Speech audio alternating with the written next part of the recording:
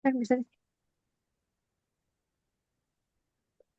Halo, Assalamualaikum warahmatullahi wabarakatuh. Kembali lagi dengan kelompok Asia. Nah, sekarang kita akan mempresentasikan tentang apa aja sih strategi yang ada di, apalagi terutama strategi bisnis yang ada di perusahaan Asia. Nah, sebelum itu mari kita perkenalkan kelompoknya terlebih dahulu. Yang pertama ada Rafli Syakban Rahadian, ada Aulia Nabila, ada Hendi Rahmat Hidayat, dan ada Fuji Fitriani. Oke, langsung aja tanpa no lama-lama, mari kita mulai ke materinya yang akan dimulai oleh Fuji.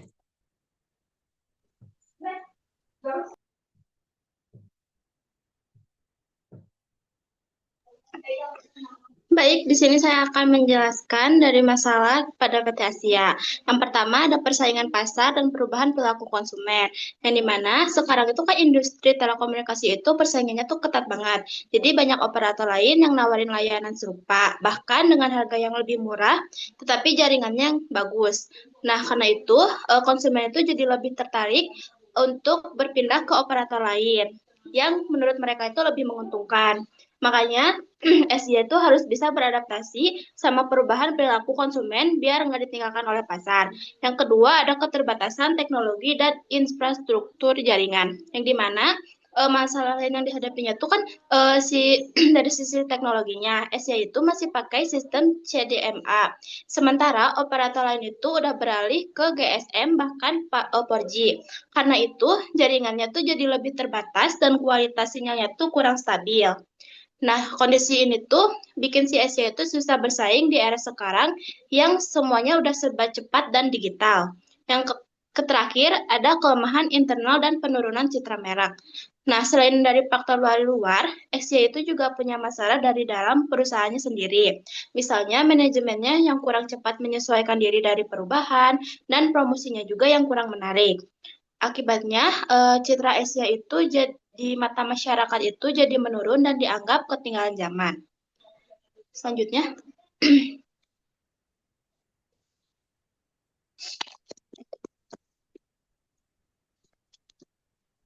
nah di sini ada pemecahan masalahnya. Yang pertama, membedakan produk atau layanan biar menarik pelanggan. Di mana Asia ini tuh perlu punya ciri khas yang beda dari operator lain. Misalnya dengan menawarkan layanan atau paket yang unik dan sesuai dengan kebutuhan konsumen. Yang kedua ada tingkatan layanan dan loyalitas supaya pelanggan setia. Yang dimana selain menarik pelanggan baru, Asia juga nih harus menjaga pelanggan lama supaya tetap setia. Caranya ya bisa dengan meningkatkan kualitas layanannya, terus memberikan promo atau reward khusus, dan tentunya memperkuat hubungan dengan pelanggan. Yang terakhir ada perluas jaringan, upgrade tech, dan efisiensi biaya, serta merek inovasi merek, yang dimana SCI juga perlu memperluas jangkauan jaringan dan meningkatkan teknologi supaya bisa bersaing dengan operator lainnya yang sudah lebih maju. Selain itu juga efisiensi biaya dan inovasi dan membangun citra merek juga penting, biar SCI itu terlihat lebih modern dan relevan dengan perkembangan zamannya. Oke, selanjutnya di sini ada strategi bisnis. Nah, strategi bisnis di sini dapat kita lihat di sini.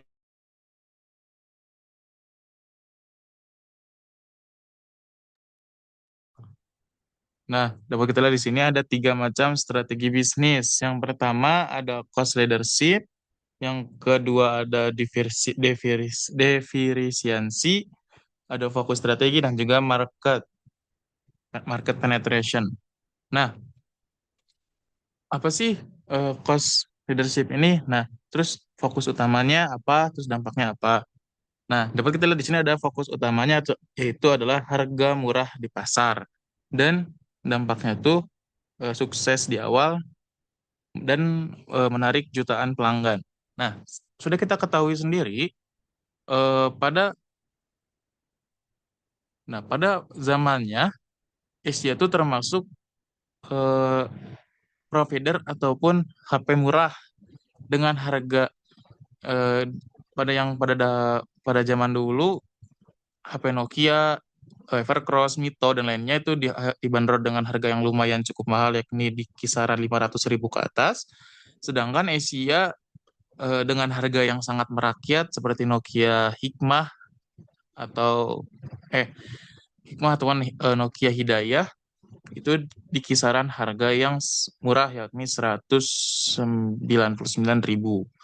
Nah, itu pun menjadi eh, daya tarik sendiri gitu untuk si pelanggan untuk memilih si Asia. Nah, yang kedua di sini ada differentiation. Nah, itu yakni seperti nada senyum atau bundling yang unik. Nah, kenapa sih nada senyum itu tuh sangat berpengaruh banget gitu fokus utamanya? Karena pada zaman dulu kan dari ringtone-ringtone yang unik itu menjadi kayak ya udah wow, kayak keren gitu. Nah, ditambah bundling-bundling yang menarik seperti ketika saat membeli HP Asia, kita juga dapat kartu peradananya juga gitu. Ditambah bonus-bonus yang ada di eh, kartu itu lumayan menarik juga. Kayak misal gratis nelpon seharian penuh, gratis nelpon ke semua operator. Nah, itu kan termasuk bundling-bundling yang menarik untuk dibeli gitu ya untuk masyarakat. Terus yang ketiga ada fokus strategi. Nah, fokus strategi mereka itu ada di segmen menengah ke bawah. Nah, karena segmen mereka tuh orang-orang menengah ke bawah, sehingga mereka tuh memberikan harga yang lumayan cukup murah eh, dibandingkan dengan para pesaing yang lain gitu. Yang lalu selanjutnya ada market penetration atau promosi agresif dan bonus-bonus. Nah, sudah kita ketahui ya, Asia itu kan termasuk HP merakyat. Nah, Anda-Anda sekalian juga kan pasti mengetahui iklan-iklan Asia tuh sangat agresif gitu ya, anti banting atau eh, Asia yang ramah untuk eh, ramah untuk para eh, gue ya, yang ramah untuk berbagai macam agama seperti kayak Asia memberikan modelan Asia Hidayah dan Asia Asia apa sih yang Asia, pokoknya Asia yang mau diperuntukkan oleh orang Kristen gitu kan, ada dua macam Asia meluncurkan hal itu. Nah, ditambah juga bonus-bonusnya yang seperti saya jelaskan yang tadi barusan. Nah, selanjutnya kita akan bahas oleh Rapli Syaban.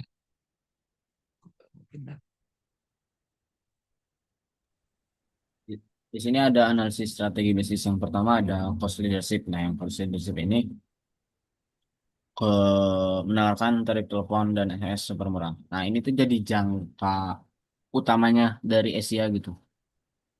Dengan menawarkan tarif murah itu dengan 50 perak aja gitu kayak SMS sama telepon itu cuma 50 perak gitu habis. Cuma satu kali gitu. Dan itu bisa sepuasnya sampai beberapa menit juga. Nah, Asia ini mempunyai tawaran seperti itu. Kelebihannya bisa meningkatkan pelanggan dan pangsa pasar. Jadi Asia ini lebih dikenal dengan itunya, dikenal dengan tarif telepon dan SMS murah. Tapi risikonya juga tidak keberlanjutan dengan secara operasional karena seiring berjalannya waktu Asia ini tertinggal. Dan yang kedua ada fokus strategi. Nah, fokus strategi ini di sini ada eh, kayak seperti iklannya gitu, kayak di TV, radio, dan apa ya billboard juga yang dipasang oleh Asia yang bernama murahnya bukan main ngobrol sepuasnya. Nah di sini juga jadi sangat efektif gitu. Ada fokus strategi yang digencarnya itu eh, murahnya bukan main sama ngobrol sepuasnya. Jadi yang fokus utamanya itu murahnya bukan main, ngobrol sepuasnya. Dan kelebihannya juga mendorong loyalitas pelanggan, kayak loyalitas pelanggan itu tetap memakai itu, tetap memakai murahnya bukan main. Karena di zaman itu Asia ini cukup bagus gitu karena murah gitu. Dan resikonya ini Asia itu harus melakukan promosi yang tinggi. Kenapa harus melakukan promosi yang tinggi? Karena fokusnya ke TV, ke radio, ke billboard, ke majalah apa. Nah, jadi promosi yang lebih tinggi untuk mendapatkan konsumen yang bisa memakai ngobrol sepuasnya dengan biaya yang murah. Dan jadi terus keluar buat uang promosi seperti itu. Next sama teman saya Aulia Nabila. Oke, jadi selanjutnya di sini diferensiasi. Nah, diferensi dari mereka tuh, mereka ngebuat ada layanan khusus komunitas seperti paket telepon keluarga atau teman. Nah, ini tuh mereka tuh menciptakan nilai tambah di mana dengan menawarkan layanan personal di mana mereka akan kayak memberikan paket gitu secara supaya untuk buat telepon keluarga. Manfaat dari ini sendiri tuh itu bisa meningkatkan kedekatan emosional, tapi mungkin resikonya kalau misalnya nggak dikelola dengan baik si diferensiasi ini bisa ditiru oleh pesaing. Lalu yang keempat ada yang disebutnya survival strategi. Di sini dari Asia sendiri mereka melakukan menurunkan harga data dan modem. Langkah ini tuh memang termasuknya efektif ya, karena ini bisa mempertahankan pelanggan. Cuma bisa dibilang ini tuh strategi yang jangka pendek, di mana kalau misalnya melakukan strategi ini tidak sepenuhnya efektif. Karena ini hanya cuma bisa jangka pendek doang. Kalau misalnya penurunan harga terus menerus itu nggak bisa membuat pelanggan itu tetap bertahan di situ gitu. Oke, next.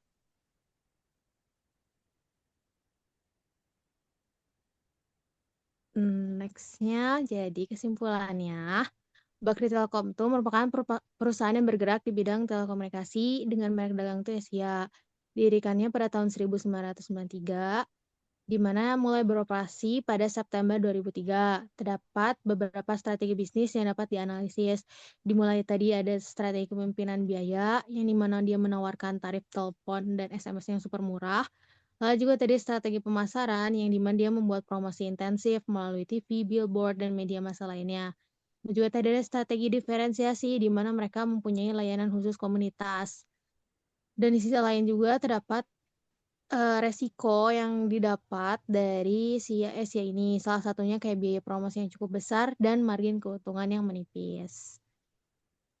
Oke, mungkin cukup sekian dari kelompok kami. Mohon maaf apabila ada kesalahan dan kekurangan. Wassalamualaikum warahmatullahi wabarakatuh. Waalaikumsalam. Waalaikumsalam. Terima kasih. Waalaikumsalam.